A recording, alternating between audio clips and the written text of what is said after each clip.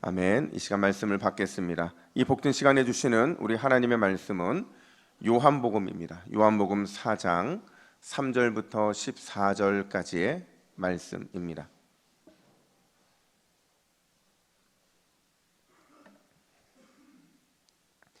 요한복음 4장 3절부터 14절까지의 말씀, 은혜의 강물을 흐르게 하라라는 제목으로 오는 말씀을 받겠습니다. 우리 3절부터 14절까지 교독합니다. 유대를 떠나사 다시 갈릴리로 가실새 사마리아를 통과하여야 하겠는지라. 사마리아에 있는 수가라 하는 동네에 이르시니 야곱이 그 아들 요셉에게 준 땅이 가깝고 거기 또 야곱의 우물이 있더라. 예수께서 길 가시다가 피곤하여 우물 곁에 그대로 앉으시니 때가 6시쯤 되었더라. 사마리아 여자 한 사람이 물을 기르러 왔음에 예수께서 물을 좀 달라 하시니 이제 먹을 것을 사러 그 동네에 들어갔음이로라. 사마리아 여자가 이르되 당신은 유대인으로서 어찌하여 사마리아 여자인 나에게 물을 달라 하나이까 하니 이는 유대인이 사마리아인과 상종하지 아니함이로라. 예수께서 대답하여 이르시되 내가 만일 하나님의 선물과 또 내게 물 좀 달라 하는 이가 누구인 줄 알았더라면 내가 그에게 구하였을 것이요 그가 생수를 내게 주었으리라. 여자가 이르되 주여 물 기를 그릇도 없고 이 우물은 깊은데 어디서 당신이 그 생수를 얻겠사옵나이까. 우리 조상 야곱이 이 우물을 우리에게 주셨고 또 여기서 자기와 자기 아들들과 짐승이 다 마셨는데 당신이 야곱보다 더 크니이까. 예수께서 대답하여 이르시되 이 물을 마시는 자마다 다시 목마르려니와 내가 주는 물을 마시는 자는 영원히 목마르지 아니하리니 내가 주는 물은 그 속에서 영생하도록 솟아나는 샘물이 되리라. 아멘. 할렐루야. 우리 옆에 분들에게 이렇게 인사하겠습니다. 영혼의 심장을 뛰게 합시다. 영혼의 심장을 뛰게 합시다. 아멘. 여러분, 믿는 자의 말에는 능력이 있는 줄로 믿습니다. 우리가 선포했던 것처럼 올 한해 우리의 영혼이 예수 그리스도로 심장 뛰게 될 줄로 믿습니다. 제가 어느 날 이 TV를 보는데요, TV에 노 부부가 등장을 했어요. 그러니까 부부가 한 팀이 되어서 퀴즈를 맞추는 프로그램이었는데 나오셔서 할아버지가 문제를 냅니다. 그러면 답은 누가 맞춰야 돼요? 할머니가 맞히는 거예요. 근데 그때 출제 단어 중에 하나가 뭐였냐면 바로 천생연분이라는 단어였어요. 할아버지가 열심히 설명합니다. 천생연분이 뭔지를 막 설명하는데 할머니가 자꾸 틀리는 거예요.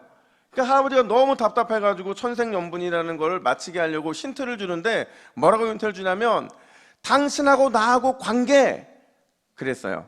그랬더니 할머니가 뭐라고 대답할게요? 어떻게 그렇게 잘하세요? 뭐라고 대답했냐면 왼수라고 대답을 하는 겁니다. 그러니까 할아버지가 당황하는 거예요. 너무 당황해서 힌트를 주는데 뭐라고 힌트를 주냐면 2글자 말고 4글자. 그랬더니 뭐라고 대답했을까요? 그렇죠. 평생 왼수 이렇게 대답을 했더라는 거죠. 기분 좋게 TV에 촬영하러 왔다가 할아버지와 할머니는 결국 대판 싸우고 그리고 집으로 돌아가셨다는 전설 같은 이야기입니다. 산부인과에서 있었던 일이에요. 여러분, 산부인과에서 이제 출산이 임박한 산모가 이제 왔는데 너무 강력한 진통을 받으니까 어찌할 바를 모르는 거예요. 초산이고 두려움이 몰려오니까 갑자기 호흡이 이루어지지 않는 겁니다. 근데 가만히 내버려 두면 그냥 죽을 것 같은 거예요. 그래서 의사 선생님이 안정시킬 겸 뭐라고 말을 했냐면 산모님 심호흡 해보세요. 심호흡. 그랬더니 이 산모가 어떻게 반응한 줄 아세요? 심호흡, 심호흡, 심호흡. 여러분, 이거 빵 터지라고 한 얘기인데 이해하신 거죠? 심호흡을 해야 되는데 뭘 한 거예요? 심호흡만 따라 한 거예요, 그냥. 그래서 이 분만실에도 이런 일이 처음 있다 보니까 모두가 빵 터져서 웃다가 출산했다는 얘기가 있어요. 여러분, 천생연분을 왼수 또 평생 왼수라고 대답하는 것, 심호흡하라고 했더니 진짜 심호흡이라는 말만 반복해서 따라한 것, 이거를 사자성어로 뭐라고 하는 줄 아세요? 동문서답이라고 합니다. 질문과 전혀 상관없는, 요청과 전혀 상관없는 엉뚱한 반응과 엉뚱한 대답을 하는 게 바로 동문서답이라는 뜻이죠. 얼핏 보면 여러분 오늘 본문이 그래요. 예수님과 사마리아 여인이 대화를 하는데 마치 어떻게 대화하는 것 같아요? 동문서답하는 것처럼 대화를 하더라는 거예요. 자, 보세요. 먼저 예수님이 사마리아 여인에게 이렇게 요청합니다. 저에게 물을 좀 주십시오라고 요청을 해요. 보통 그렇게 요청을 하면 뭐라고 반응을 해야 돼요? 주겠다든지 안 주겠다든지 yes 아니면 no로 대답을 해야 되는데 뭐라고 대답하냐면 당신 유대인 남자잖아요. 근데 왜 저에게 물을 떠달라고 하는 겁니까? 이렇게 되묻습니다. 그러자 예수님이 다시 반응하세요. 뭐라고 반응하시냐면 10절 말씀을 같이 한번 읽어볼까요? 시작. 내가 만일 하나님의 선물과 또 내게 물 좀 달라 하는 이가 누구인 줄 알았다면 내가 그에게 구하였을 것이요 그가 생수를 내게 주었으리라. 아멘. 여러분 잘 보세요. 먼저 물을 구한 게 누구예요? 예수님이잖아요. 근데 예수님이 지금 물을 주겠다고 말씀하세요. 누구에게요? 이 여인에게 물을 주겠다고 말씀하고 계시죠. 뭔가 핀트가 안 맞아요. 그러다 다시 사마리아 여인이 뜬금없이 이런 질문을 합니다. 당신이 야곱보다 큽니까?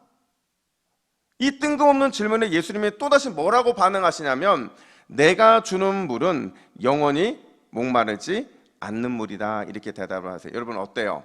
대화가 참 아름답게 잘 이어져 갑니까? 아니죠. 너무나도 뭔가 부자연스럽고 마치 기차가 평행선을 달리듯이 그냥 자기 말만 하는 것처럼 보이더라는 거죠. 여러분 도대체 왜 예수님과 사마리아 여인은 이렇게 동문서답을 이어가고 있는 것일까? 여러분 사실 오늘 본문은요 동문서답이 아니에요. 겉으로 볼 때는 동문서답처럼 보이지만 동문서답이 아니라 삶에 지쳐서 소망 없는 삶을 살고 있는 한 여인을 참된 구원으로 인도하시기 위한 예수님의 섭리적인 대화였다라는 거예요. 사실 여러분 예수님은요 이미 이 여인이 어떤 여인인지를 알고 계셨어요. 물론 이전에 만난 적이 있었기 때문에 누군가로부터 소문을 들었기 때문에 알고 있던 게 아니라 예수님이 누구시기 때문에 알았어요? 하나님이시기 때문에 알았던 거죠. 하나님이시기 때문에 이미 그녀의 형편을 너무나도 잘 알고 계셨다라는 거예요. 그럼 여러분 예수님을 만나기 전에 그녀의 형편이 어떠했는가?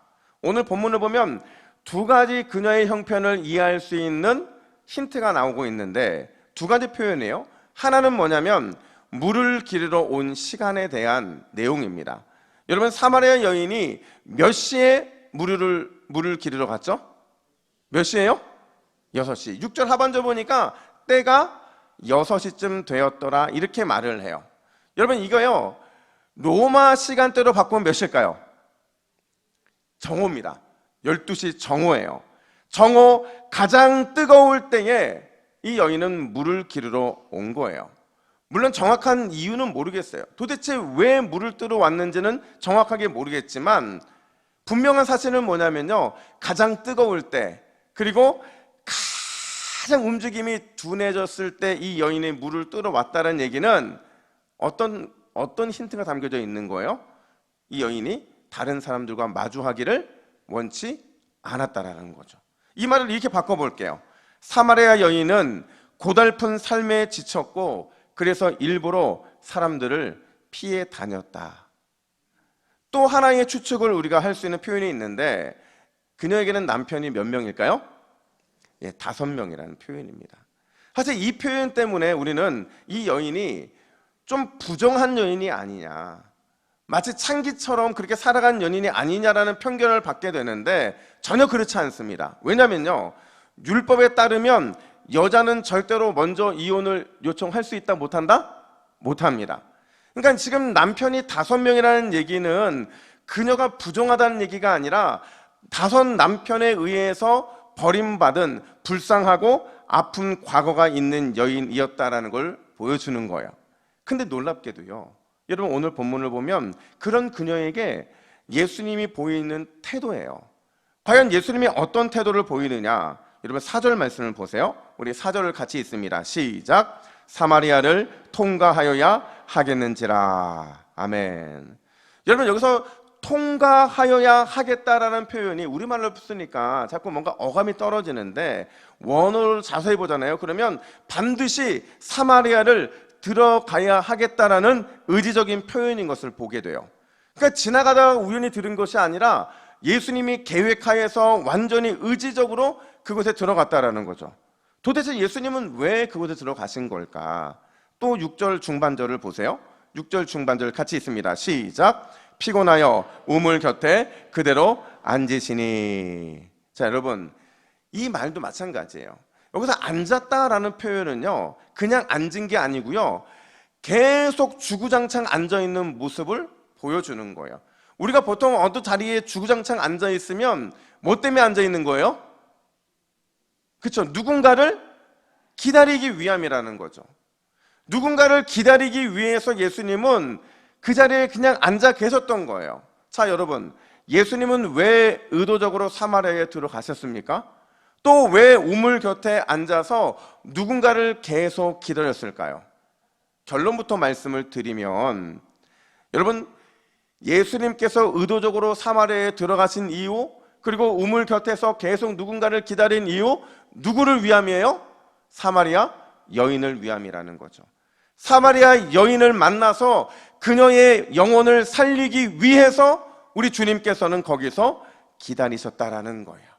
반복된 삶에 지쳐 있고 하루하루 고된 삶을 살아가는 그 어떤 소망도 없던 사마리아 여인의 그 영혼의 심장을 심폐소생하기 위해서 예수님은 사마리아에 들어가셨고 거기서 그녀를 기다리셨다라는 거예요. 여러분, 과연 예수님은 이 사마리아 여인의 심장을 그럼 어떻게 뛰게 하셨을까요? 도대체 무엇이 그녀의 심장을 다시 살아나게 하셨느냐 하는 거예요. 첫 번째로 한번 따라해 볼까요? 신앙의 0점 조절. 오늘 본문은요, 우리에게 신앙의 0점 조절 때문에 이 사마리아의 여인의 심장이 다시 뛰게 되었다, 이렇게 말을 해요. 여러분, 0점 조절이 뭡니까? 지금 우리 여자분들은요, 0점 조절 얘기하면 듣긴 들어봤는데 이게 도대체 어디서 들어봤나 이런 생각하실 겁니다. 반면에 남자들은 이 얘기를 듣는 순간 막 옛날 생각나시고 10년, 20년, 40년 전으로 막 거슬러 올라가요. 왜냐하면 이 0점 조절이라는 게 보통 언제 쓰는 표현인 줄 아세요? 군대에서 사격할 때 쓰는 표현이에요. 사격할 때. 사격할 때요, 총을 쏘려면 그 총을 쏘는 사람이 정밀 사격을 할 수 있도록 총기의 가늠자와 가늠쇠를 조절하는 것, 그게 바로 0점 조절이거든요. 근데 이 0점 조절이요, 단순히 우리가 사격할 때만 쓰는 게 아니라 언제가 더 중요하느냐? 신앙생활에도 이 0점 조절하는 게 너무나도 중요하다라는 거예요. 여러분, 앞서 설명드린 것처럼 이 사마리아 여인에 대한 편견을 우리가 버려야 돼요. 그녀는 절대로 부도덕한 여인이 아닙니다.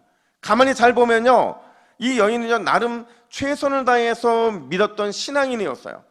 야곱이라고 하는 믿음의 뿌리도 알고 있었고요, 이후의 내용을 보면 무엇이 하나님을 기쁘게 드리는지 그 예배에 대해서도 관심이 굉장히 깊었던 여인이었어요. 심지어 25절을 보면 그녀가 누구를 기다리는 삶을 살았다고 말을 하느냐? 우리 25절 말씀을 같이 읽습니다. 시작. 여자가 이르되 메시아 곧 그리스도라 하는 이가 오실 줄을 내가 아노니. 아멘. 여러분, 지금 이 사마리아 여인의 신앙의 정점, 누구를 기다리는 여인이었어요? 메시아, 예수님을 기다리는, 그리스도를 기다리는 여인이었다라는 거죠. 자, 그러면 질문, 여러분, 그녀가 믿음의 사람입니까? 믿음이 없는 사람입니까? 그렇죠. 믿음이 있는 여인이었다는 거죠. 어느 정도의 믿음을 가지고 있긴 했지만, 근데 문제는 뭐냐면 온전한 믿음은 아니었다라는 거예요. 앞서 말씀드린 것처럼 믿기는 믿는데 신앙의 0점이 제대로 잡혀있지 않다 보니까 온전한 신앙의 확립도 되지 않았고 신앙의 기쁨을 누리는 것이 무엇인지도 깨닫지 못한 그런 연약한 성도에 불과했다라는 거죠. 그래서일까? 여러분, 그녀는요, 오늘 자기를 위해서 일부러 사마리아에 들어오시고 또 의도적으로 우물 곁에서 계속해서 기다리고 계신 예수님, 그분을 만나고 그분이 물을 좀 달라 하는 요청에 대해서 뭐라고 반응을 하느냐? 우리 9절 말씀을 보세요. 9절 같이 읽습니다. 시작. 당신은 유대인으로서 어찌하여 사마리아 여자인 나에게 물을 달라 하나이까 하니 이는 유대인이 사마리아인과 상종하지 아니함이로라. 자, 여러분, 이 말을 정말 잘 해석해야 되는데, 왜 잘 해석해야 되냐면 이 말은요, 절대로 지금 이 사마리아 여인이 외간 남자인 예수님을 만나면서 부끄러워하면서 하고 있는 말이 절대로 아니기 때문에 그래요. 그럼 이 말이 어떤 말이냐? 여러분, 조롱입니다. 비웃고 있는 거예요. 예수님을 조롱과 비웃고 있는 모습을 가지고 지금 이렇게 말을 하고 있다는 거죠. 왜냐하면 여러분, 정상적인 유대인 남자잖아요. 그러면 아무리 목이 말라도, 또 심지어 목말라 죽는 한이 있어도 절대 누구한테는 물을 구걸하지 않았을까요? 그렇죠. 사마리아인한테는 절대로 물을 구걸하지 않습니다. 그것도 여자한테는 절대로 구걸하지 않아요. 그럼에도 불구하고 예수님의 이 모습을 보이고 있는 것, 그것을 이 여인이 볼 때는 조롱하는 거죠. 그리고 비웃은 거예요. 당신은 유대인인데 자존심도 없느냐는 거예요. 목마른 것 갈증이 얼마나 심하기에 당신의 자존심까지 포기하면서 나에게 물을 구걸하고 있느냐, 지금 이렇게 조롱하고 있는 거라는 거죠. 근데 그녀의 조롱과 비웃음에 대해서 우리 예수님이 어떻게 반응을 하시느냐, 10절 말씀입니다. 함께 읽습니다. 예수께서 대답하여 이르시되 내가 만일 하나님의 선물과 또 내게 물 좀 달라 하는 이가 누구인 줄 알았더라면 내가 그에게 구하였을 것이요 그가 생수를 내게 주었으리라. 아멘.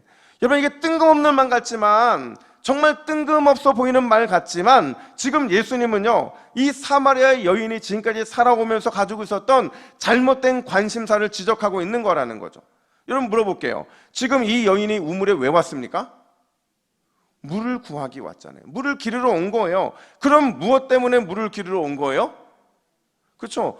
먹어야 하니까, 육신의 생명을 유지하기 위함이라는 거죠. 그 관점으로 보면 예수님이 10절에서 하나님의 선물이라는 표현을 쓰고 있는데, 지금 그런 그녀에게 가장 좋은 선물, 가장 필요하고 가장 중요한 선물이 뭘까요? 물이죠. 현실의 문제를 해결할 수 있는, 굳이 정오에 사람들의 눈을 피해서 물을 길러 오지 않아도 되는 물 구하는 법, 지긋지긋한 이 버림받는 슬픔에서 벗어나는 것, 자락으로 편하게 살고 누리는 것, 그게 그녀가 생각하고 있는 가장 좋은 선물이고 가장 중요한 선물이었다라는 거죠. 그러다 보니까 이 여인은요, 온통 자신의 이 시선이 누구를, 어디를, 무엇을 향하고 있느냐. 11절 말씀 보세요. 11절 말씀 같이 읽습니다. 여자가 이르되 주여 물 기를 그릇도 없고 이 우물은 깊은데 어디서 당신이 그 생수를 얻게 싸움나이까. 자, 여러분, 지금 이 여인은요, 지금 3절부터 계속 뭐만 바라보고 있는 줄 아세요? 예수님을 바라보고 있으면서도 자꾸 시선이 어디로 가느냐? 우물에 가 있는 거예요. 그리고 물 깃는 도구에 가 있더라는 거죠. 그러니까 이게요, 그녀에게는 지금 가장 중요한 거예요. 우물이 필요했고 물 깃는 도구가 있어야만 자신이 살아갈 수 있으니까 늘 거기에만 계속 집중하고 있는 삶을 살아갔던 거죠. 근데 우리 예수님은요, 지금 그게 잘못됐다고 말씀하세요. 그녀의 영혼의 영점이 잘못 잡혀 있다라는 것을 지적하고 계신 거죠. 단지 사람들의 시선이 불편해서 거기에서 자유로워지기를 갈망하고 또 편안하고 누리며 사는, 그게 최고의 행복을 여기고 있는 그 생각 자체가 잘못됐다는 것을 지적하고 계신다라는 거예요. 여러분, 그렇다면 어떤 삶이 제대로 이 영점이 잡혀진 삶일까? 무엇이 예수님께서 말씀하시는 우리 인생의 가장 중요한 선물일까? 다시 10절을 보시면요, 예수님이 두 가지를 말씀하십니다. 이 두 가지를 알아야 제대로 된 영점을 맞출 수가 있고요, 이 두 가지를 알아야 지금 내가 인생에서 뭐가 가장 중요한 선물인지를 알 수 있기 때문에 그래요. 그 두 가지가 뭐냐? 한번 따라해 볼까요? 내 앞에 계신 분이 누구이신가? 그분이 주시는 선물이 무엇인가? 바로 이 두 가지죠. 이 두 가지를 알아야만, 그러니까 내 앞에 계신 분이 누군지를 알아야 하고 그분이 주시는 선물이 무엇인지를 알아야만, 그래야만 제대로 신앙의 영점이 맞춰지게 되고, 그래야 내 삶에서 하나님께 무엇을 구하며 살아가야 되는지를 우리가 알 수 있다라는 거예요. 자, 여러분 앞에 계신 분이 누구십니까? 여러분 앞에 계신 분이 누구세요? 여러분, 그분은 우리를 가장 잘 아시고 우리의 연약함을 너무도 잘 공감해 주시고, 그래서 끝까지 사랑과 은혜를 베풀어 주시는 분, 그분은 바로 은혜의 주이시고 우리 주 예수 그리스도, 그분이신 줄로 믿습니다. 그분만이요 날마다 우리 앞에 서 계신 분이세요. 우리는 끊임없이 우리 눈앞에 있는 우물과 물깃는 독에 마음을 쏟지만, 우리 예수님은 늘 우리 앞에 계신다는 거죠. 일부러 우리를 찾아오시고 일부러 우리를 기다려 주심으로 끝까지 우리와 함께하기를 원하시는 분, 그분이 바로 우리 주 예수 그리스도시라는 거예요. 그렇다면 여러분, 예수님께서 우리에게 주시는, 우리가 간절히 구하고 또 구해야 될 가장 최고의 선물, 가장 중요한 선물은 뭘까요? 그 선물은요 바로 생수예요. 그냥 먹는 물로서의 생수가 아니라 날마다 우리에게 은혜를 베풀어 주시고 우리를 위해 중보해 주시고 우리를 끝까지 지키시고 인도하시는 분, 바로 성령 하나님이 우리의 영원한 생수이신 줄로 믿습니다. 그래서 요한복음 7장 38절 39절은 우리에게 이렇게 말을 하는 거예요. 우리 함께 읽습니다. 시작. 나를 믿는 자는 성경의 이름과 같이 그 배에서 생수의 강이 흘러나오리라 하시니, 이는 그를 믿는 자들이 받을 성령을 가리켜 말씀하신 것이라. 아멘. 여러분, 성령님께서 우리가 날마다 의지하고 따라야 될 우리 하나님이신 줄로 믿습니다. 여러분, 우리의 영혼의 영점은요 항상 예수 그리스도께 집중돼 있어야 돼요. 예수 그리스도가 우리의 삶의 중심이 되시고, 예수 그리스도가 우리의 찬양의 유일한 이유가 되어주시고, 예수 그리스도가 우리 인생을 해석하는 열쇠가 될 때, 성령께서는 그런 우리의 영혼에 날마다 풍성한 은혜와 날마다 풍성한 사랑으로 가득가득 채워주실 줄로 믿습니다. 넘치게 하실 줄로 믿습니다. 여러분, 이 놀라운 은혜를 오늘 예수님은 사마리아 여인에게 주기를 원하셨던 거예요. 제가 예전에 읽었던 광야를 읽다라는 책에 보면요 의미심장한 표현이 등장을 합니다. 자, 여러분, 광야, 사막, 이곳에 길이 있을까요? 없을까요? 답은 두 개예요. 여러분, 광야, 사막에 길이 있을까요? 길이 없을까요? 겉으로 볼 때는 없는 것 같아요. 근데 실제로 움직임을 가만히 보면요 거미줄처럼 길들이 서로 연결되어 있어서 그 길들로만 가더라는 거예요. 근데 재밌는 거는 여러분, 그 길들이 사막이니까 좀 지름길이었으면 좋겠는데 사막에는 지름길이 없어요. 이렇게 거미줄처럼 길이 연결돼서 오히려 돌아가는 길들이 훨씬 더 많더라는 거죠. 여러분, 도대체 왜 지름길이 아니라 이 돌아가는 길이 사막에 놓여 있는 것일까? 여러분, 그 이유가 뭔지 아세요? 사막에서 가장 중요한 건 뭘까요? 오아시스 때문에 그래요. 모든 길이 오아시스를 들렸다 가도록 되어 있었기 때문이죠. 왜요?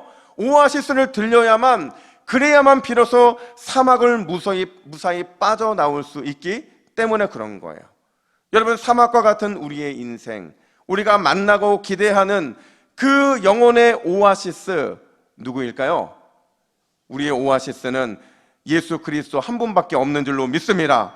우리의 마음을 그분께만 고정하고 매 순간마다 풍성하게 채워주시는 은혜의 성령님을 찾고 구하고 기대하면, 그러면 반드시 우리의 인생 사막을 무사 통과하게 될 줄로 믿습니다.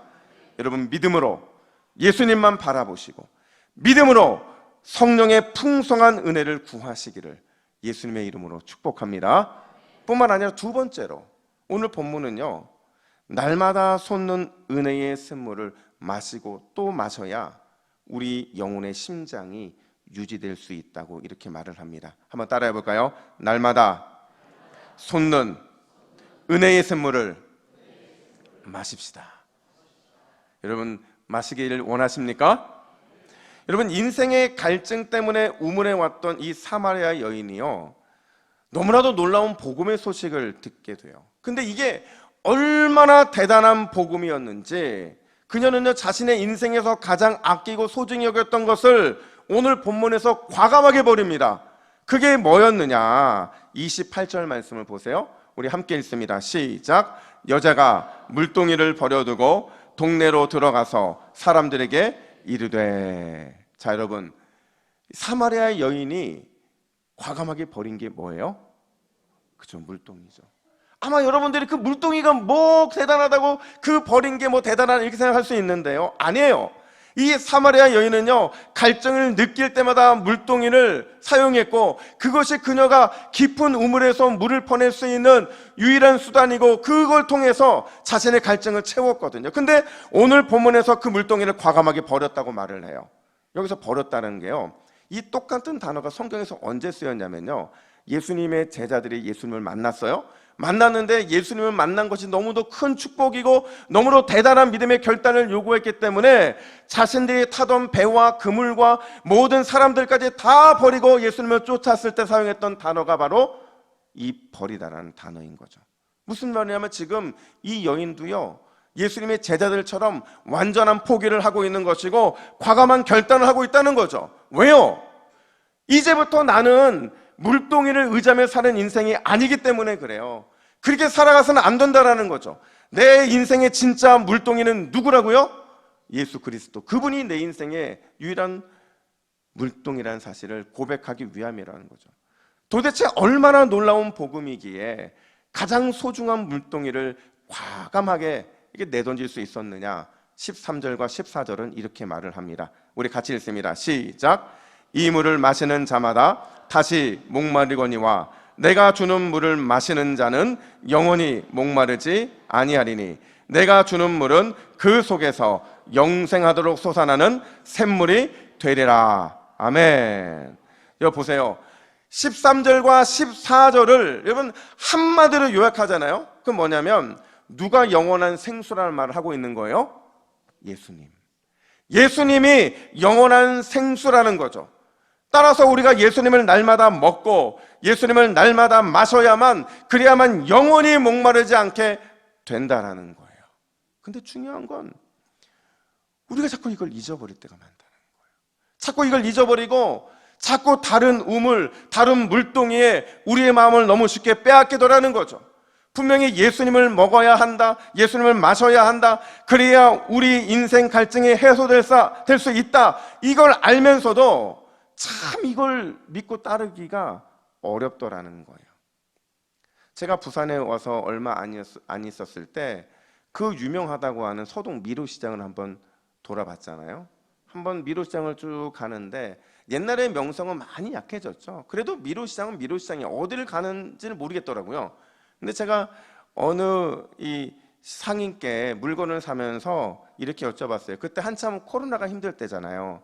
어르신 장사 잘 되세요? 했더니 이분이 뭐라고 말씀하셨냐면 말도 마세요. 지랄맞게 안 됩니다. 이러는 거예요.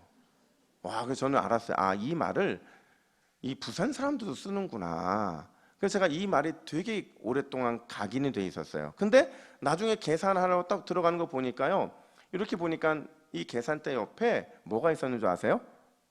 이 성경책이 있었어요. 그래서 제가 뭐라고 기도했냐면 하나님, 우리 동북의 성도는 아니겠죠. 아니어야 합니다. 절대로 아니어야 합니다. 생각해 보세요. 여러분, 그분이 자기가 담임 목사가 된 사람이 왔는데 사는 게 어떠냐고, 장사 잘 되냐고 물어봤더니 뭐밖에 안 된대요? 2번 다시 반복하고 싶지 않은 표현. 그걸 본인이 했다고 생각해 보세요. 얼마나 민망하겠어요. 근데 제가 그 생각이 들더라고요. 아, 기도하는 분일 텐데, 말씀 있는 분일 텐데, 하나님의 살아계심을 한 번쯤은 경험해 보신 분일 텐데, 그런데 왜 이런 말을 하셨을까? 여러분, 왜 이런 말을 하셨는 줄 아세요? 다른 우물, 자꾸 다른 물동이가 보였기 때문에 그래요. 그게 마치 내가 가지고 살아야만 되는 것처럼 꼭 끌어안고 살았기 때문에 결국 그게 자기 입 밖으로 탁 튀어나오더라는 거죠. 뉴욕타임즈라는 신문에요, 어떤 설문이 한번 언제 기재된 적이 있냐면 인류 역사상 제일 잘 살았던 사람이 누구인가라는 이 설문이 조사된 적이 있어요. 여러분, 미국 사람들이 생각할 때 인류 역사상 제일 잘 살았던 사람이 누구일까요? 빌 게이츠? 아니에요. 누가 가장 잘 살았던 사람이냐면 1등을 뽑혔던 게 바로 다윗 왕이었어요. 그러니까 다윗 왕이요, 누가 보다도 흠모할 만한 제일 잘 산 삶을 살았는데, 근데 생각해보면 여러분, 우리가 지금 다윗을 계속 새벽마다 하고 있잖아요. 근데 다윗이 잘 살려고 노력했던 사람입니까? 아닙니까? 아니에요.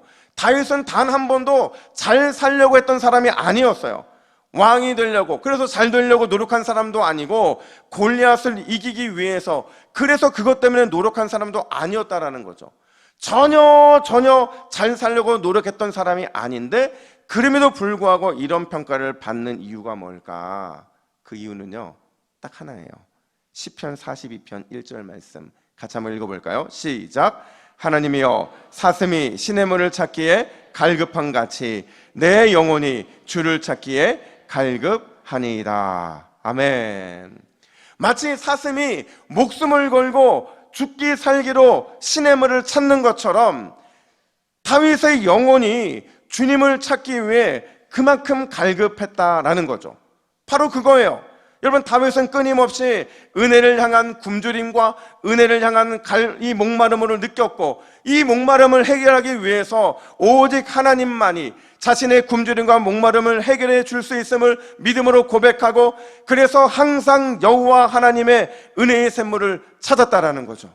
근데 찾을 때마다 그 샘에서 날마다 솟는 은혜의 샘물이 솟아났고, 그것으로 자신의 영적 갈증을 해결할 수 있었다라는 거예요. 물론 여러분, 다윗도 무너졌죠. 실패했죠. 하나님 보시기에 부끄러운 삶도 있었어요. 그럼에도 불구하고 그에게 있어서 가장 큰 장점은 거기에 머무르는 인생이 아니라 다시 일어나서 은혜의 샘물을 찾더라는 거예요. 여러분, 넘어져도 실패해도 다시 은혜의 샘물로 나올 수 있는 것, 그리고 거기에서 날마다 솟는 은혜의 생수를 마실 수 있는 것, 그래서 회복을 누리는 것, 이게 바로 저와 여러분들이 하나님께서 주시는 그 누려야 될 특권이 돼야 되는 줄로 믿습니다. 이 특권은 우리 모두가 반드시 누려야 된다는 거예요.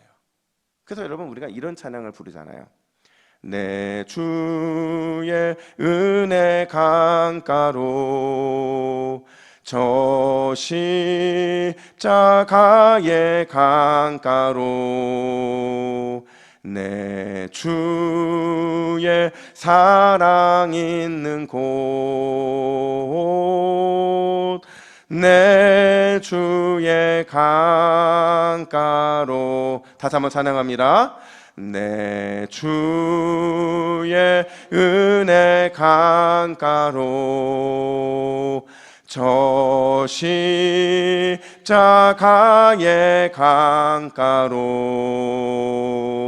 내 주의 사랑 있는 곳 내 주의 강가로 가란 나의 영혼을 생수로 가득 채우소서. 피곤한 내 영혼 위에 내 주의 은혜 강가로 저 십자가의 강가로 내 주의 사랑 있는 곳 내 주의 강가로. 할렐루야. 여러분, 이번 한 주도 주님이 베푸시는 날마다 솟는 은혜의 샘물에서 여러분의 가라앉은 심령과 피곤한 영혼이 최윤과 쉼을 얻는 놀라운 하늘 은총을 경험하시기를 예수님의 이름으로 축복합니다. 아멘. 기도하겠습니다. 하나님 아버지, 가란 우리의 영혼을 주께서 은혜로 가득 채워 주시옵소서. 여전히 삶으로 피곤함으로 넘어지고 쓰러지는 무너지는 우리의 심령에 하늘의 은혜의 장맛비를 허락해 주시옵소서. 주님, 우리에게는 오직 예수님밖에 없는 줄로 믿습니다. 세상 우물, 세상 물동이 다 버리고 오직 예수님만을 구하게 하여 주시옵소서. 그래서 오직 예수님만으로 만족합니다. 오직 성령의 은혜와 능력이면 충분합니다. 이 믿음으로 승리하는 우리 동북의 모든 믿음의 가족들이 되게 하여 주시옵소서. 이 모든 말씀 우리의 생명이 되어 주시는 예수 그리스도의 이름으로 기도하옵나이다. 아멘.